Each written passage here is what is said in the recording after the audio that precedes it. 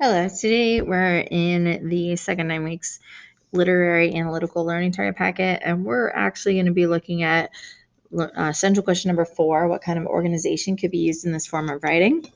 And as we look at that, we are in the organization section of the learning target packet, and we're going to look at organization number 6 to create a conclusion that summarizes and supports the ideas presented in your essay. And unfortunately, I accidentally misnoted these and put it in the wrong section, so I'm going to rewrite them as we go. So we need to make sure that as we end an analytical essay, we create a conclusion that is a strong conclusion to help bring our reader full circle with our essay.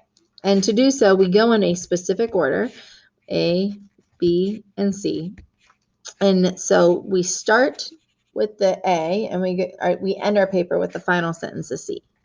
And when we look at analytical writing, throughout our body paragraphs, as we respond to the prompt, we are really looking at very specific sections of evidence that we are referring to and analyzing. And as we get into the conclusion part of the paper, you want to broaden your scope of looking at the text. So we narrow it with specific sections and evidences throughout the body, and then we get a little broader and we look at the text as a whole when we get to the conclusion. So the first thing you want to do as you analyze the text is to create an overall analysis of the whole text.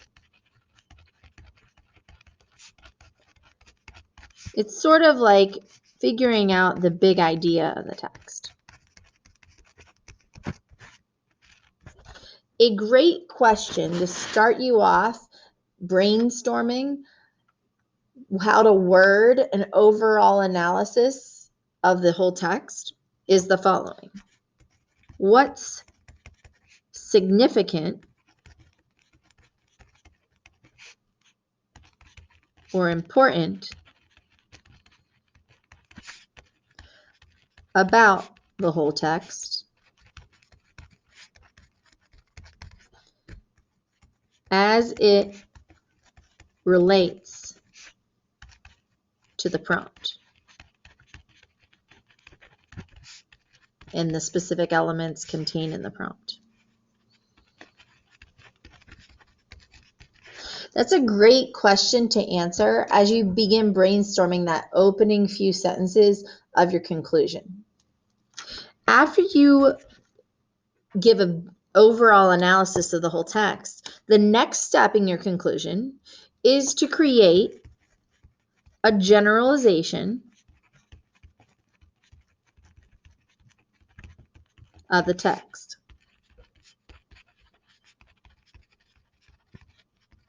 A generalization is another big statement that sort of takes the text and moves it beyond or outside of the text into more thematic types of concepts.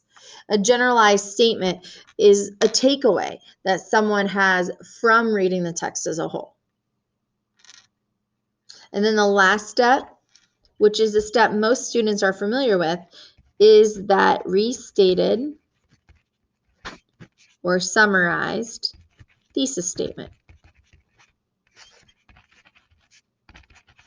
The thesis statement, as we've come to find out throughout the course of our writing practice, is the most important sentence in the analytical essay. 1, it helps focus our task. 2, it helps us organize our outline. And 3, it drives the ideas present throughout the entire piece. So because of that, we definitely want to make sure we leave that impactful sentence at the end of our essay so that our reader remembers the most important things we had to say. So make sure that you're doing these 3 steps in this order when you make your conclusion. Go ahead and get rough drafting.